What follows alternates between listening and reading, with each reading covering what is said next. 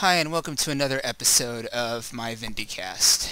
I have a game today between two Masters level players from North America. This is a practice game on IPL Atlantis Spaceship. So, starting in the top location, I guess you could call this the 1 o'clock location, we have the red Terran Phaegis. And in the about the 7 o'clock location, we have the blue Protoss player Net. Okay, well, if you've seen my first Vindicast, you know that Net is actually a friend of mine, and I played him on one of the 6 mineral maps. But this is him in his more natural environment, playing, not on the unique map, but rather on something a little bit more tournament-oriented. So the level of play he should play here should be a little bit different. And I'm just going to talk about Net for a second, just because I know this guy and how he plays. He plays Terran versus Protoss a little bit differently, a little bit unconventional, which means that when you're watching him play, he's not going to just sit back, turtle up on 3 base, and move out. He likes to be a little bit more aggressive on the map, be a little bit more micro-intensive with stalkers, and he also really likes his Dark Templar play. So I'm assuming that we could be seeing one of those type of unconventional plays out of him. I really have no idea how Phaegis plays, but I can see already that he's kind of looking more for a macro style play. He hasn't dropped his gas yet, and it's already 14 supply in. So I'm assuming that we're going to be seeing either a 2 barracks pressure build with heavy marine or a gasless expand, and it's probably going to be a gasless expand. Alright, I have very little experience with this map. All I know is that this map has been added to the GSL map pool this season. I have only seen 1 game on it, and I can't even remember, because it was 4 in the morning when I saw it, who it was between. So I can't really give you much analysis on how this map works, but it is a 2-player map. And I can see already that the natural expansion for both players is relatively easy to defend. We have this ramp that leads down here into the 3rd, which also has a secondary attack path through it. So at first glance, this map kind of looks a little bit like a 2-player Terminus map. A little bit like a 2-player Terminus. It's obviously very large, so the rush distances are pretty long between 2 players, which has become a lot more common in tournament-style maps that are trying to encourage more macro-based play and less 1-based play. We'll see how the 2 players decide that they want to adapt to the map. Nothing unusual so far. Phaegis is doing his 1 barracks gasless expand. He's putting the command center down on the low ground, and he hasn't even walled up, so he's a little bit more confident in his marine micro, or he's just being a little bit more aggressively minded. He doesn't. If you are the Terran player and you are a little concerned that your opponent is going to be attacking you with early gateway pressure, then you definitely do want to wall up, because it prevents zealots from just walking into your base, and it also gives your bunkers a little less surface area for zealots to hit. Yeah, this is typical Net. This is a 2-gas Twilight Council off of 1 gate. Almost certainly some sort of Dark Templar play. Almost certainly. I'd be very surprised if it was anything different. But what we're seeing is we do not see any sort of scouting from the Terran player. So if this is Dark Templar and he doesn't even bother to scan the base or to do an SCV scout, well then he'll probably take some damage to it, and we haven't seen any sort of scouting information by the Terran at all. He doesn't know anything aside from the fact that the Protoss took 1 gas and it has 1 gateway, and that doesn't tell you anything when every single build that Protoss can do in this matchup pretty much stems from 1 gate, 1 gas.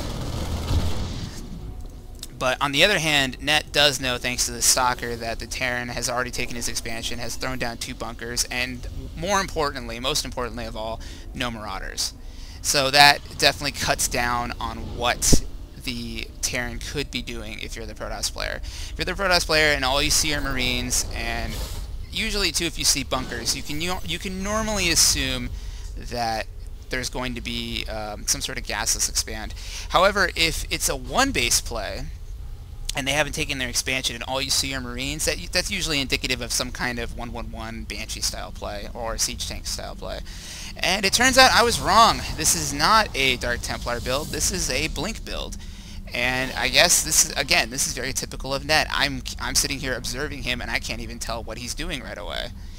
The Blink Stalkers are going to allow Net to pretty much have complete map control until Marauders with concussive shells can come out. And even then, the Blink Stalkers are highly mobile. Observers will allow them to go around the bunkers and the Marauders and go into the Terran's base and cause some damage. With proper micro, too, Blink Stalkers are very, very effective against Marines. You really need Marauders to deal with them. And we have one Marauder coming out. Stimpack has started not concussive shells, so these Marauders will not have concussive shells when they first come out. That's going to make these Blink Stalkers very effective. We see that Net's taken his expansion behind this, using the Stalkers more for map control than for anything else. Still only on 3 gates. But with these Stalkers, he has total control over the map. The Terran's pretty much just chilling in his base. The Stalker's going to walk in, doesn't lose anything. Oh, that's really cool. He used the one Stalker to walk by to get Blink into the base. He's getting full scouting information on this base, and he will be able to get a couple SCVs. It's one SCV. Does he lose any Stalkers? He loses one Stalker.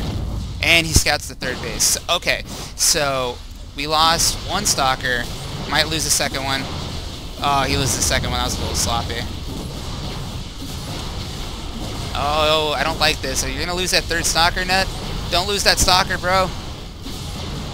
Oh, that was a lot messier than it needed to be. That was actually a really pretty play up until he lost the 2 Stalkers, because he got complete scouting information of the Terran's base. He knows exactly what the Terran's doing, and he was able to spot the 3rd and deny it. That the orbital was forced to lift back up and go into his base to be repaired, and he's not actually getting that 3rd base income as quickly as he would want it. These Stalkers are now going to start to put some pressure on the front of the base. Pretty good Blink Micro. It's going to snipe this bunker. Got sentries coming up behind us. Oh, that's really good force field, blocking out the bio units on the ramp. He's going to be able to get both of these down.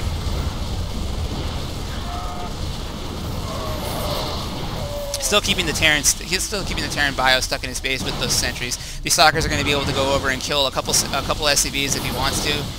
Protoss Player is not controlling it correctly just yet. Oh, it's a lot of SCVs, and he still has a couple force fields remaining.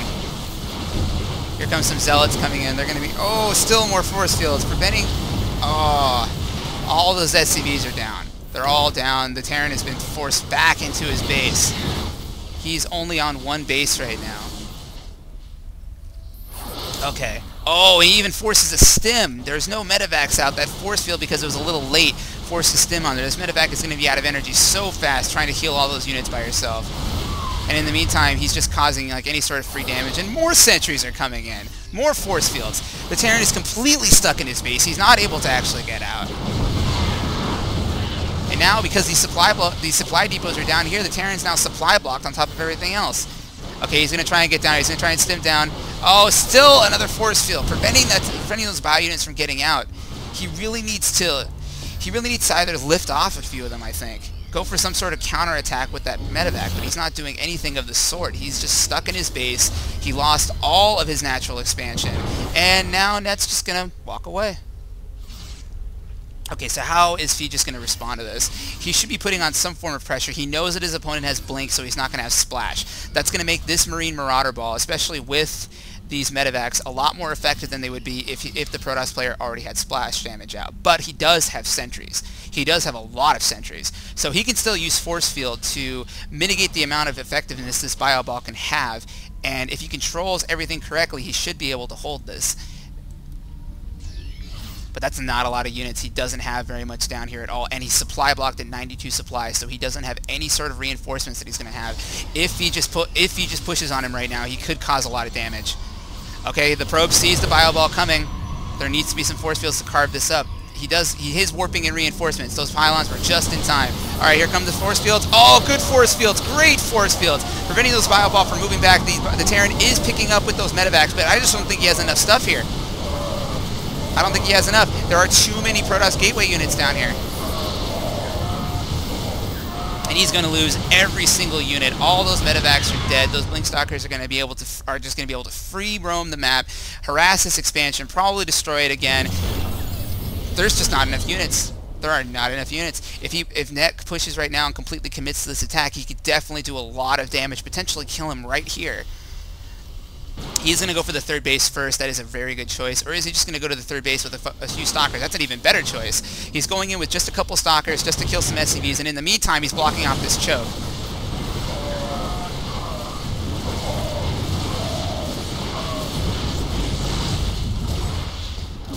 Very nicely done by the Protoss player.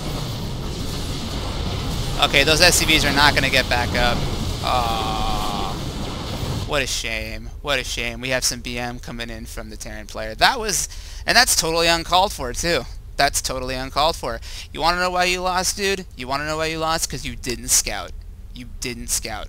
You were so, like, comfortable expanding with that gaseous expand that you didn't even bother to find out what the Protoss had. All it would have taken is a simple scan right after you had secured your natural, and you would have seen this Twilight Council. If you would have seen this Twilight Council and you would have seen that he didn't have an expansion down, you would have known that something was coming. It could have been Dark Templar, it could have been Blink. Either way, you would have known something was coming. That doesn't necessarily mean that you would have won, but you would have at least been ready for the early pressure that he put on. And that was just really good use of Blink Stalkers in TvP. We don't really see them very often as part of a standard macro play.